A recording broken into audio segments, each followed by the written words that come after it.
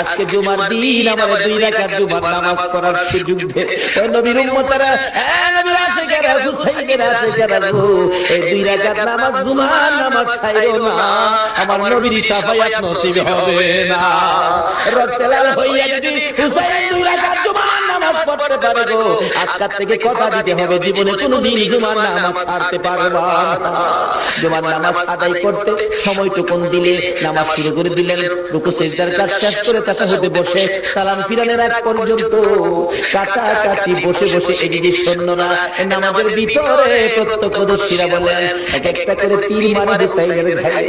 ডান দিক দিয়ে যদি তীরটা মারতো, বাম দিক দিয়ে বেরিয়ে যেত, সামনে দিয়ে মারলে পিছন দিয়ে বেরিয়ে যায়, এই কিসিমের তীর গো নামাজের ভিতরে বাহুটা তীর লাগাইছে।